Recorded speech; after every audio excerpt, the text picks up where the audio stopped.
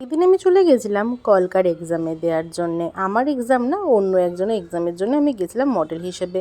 আর দেখো সবাই কিন্তু মোটামুটি কাজ শুরু করে দিয়েছে, আমার একটু যেতে দেরি হয়ে গেছিলো। ফাইনালি দেখো আমার কপালেও শুরু করে দিয়েছে কলকা।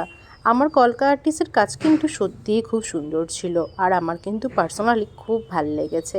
ওই 2-3 ঘন্টা মতো সময় লেগেছে।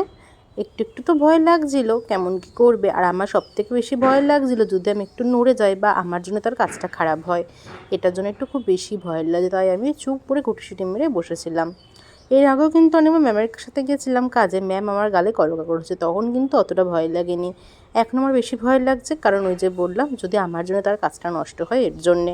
সত্যি কথা বলতে গেলে কাজটা কিন্তু খুব সুন্দর করেছিল।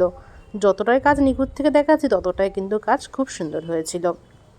কাজে ভুল ত্রুটি তো থাকে, কিন্তু দেখো ফাইনাল লুকটা কিন্তু খুব সুন্দর হয়েছিল। তারপরে দেখো হয়ে যাওয়ার পর বাড়ি চলে এসেছি। বাড়িতে এসেই দেখছি দিদি ওখানে খাওয়া দাওয়া করছে, আর ঘন্টু চুপ করে দাঁড়িয়ে রয়েছে। ঘন্টু না দিন দিন খুব হ্যাংলু হয়ে যাচ্ছে, আগে এতটা ছিল না। এখন কিছু খেলেই ও মুখের সামনে দাঁড়িয়ে থাকে। দেখো মুখের সামনে দাঁড়িয়ে আছে, দিদি খেয়েই যাচ্ছে। দিদি ওকে মানে ওখান থেকে সরানোর জন্য বলছে দেখ ঘন্টু হনুমান এসেছে। শেষে বাধ্য একটুখানি কটকটি না কি খাচ্ছিল, ওরা ঘন্টুকে দিয়েও দিয়েছে। আজকে মা সন্ধেবেলায় নতুন মাইক্রোওভেনে করেছিল কুকিজ, আর দেখো আমি ভিডিও করছি বলে কিছুতেই ভিডিও করতে দেবে না।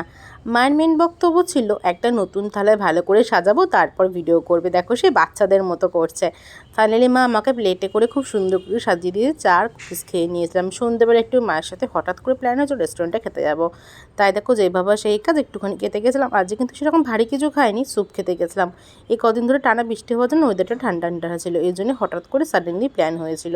ওখানে গিয়ে প্রথমেই নিয়েছিলাম দুটো স্যুপ, তারপরে নিয়েছিলাম ফিশ ফ্রাই, আর তারপরে নিয়েছিলাম চিকেন কবিরাজ। এই চিকেন কবিরাজের খাবার কিন্তু আমার অনেক দিনের ইচ্ছা ছিল। প্রত্যেকটা খাবারই ছিল খুব সুন্দর খেতে। দিদি কিন্তু যায়, দিদির জন্য কিন্তু খাবার অবশ্যই বাড়িতে নিয়ে এসেছিলাম। আজ আমার ভিডিও কিন্তু এখানেই শেষ করে দিলাম। দেখা হবে অন্য কোনো ভিডিও, ততক্ষণের জন্য টাটা।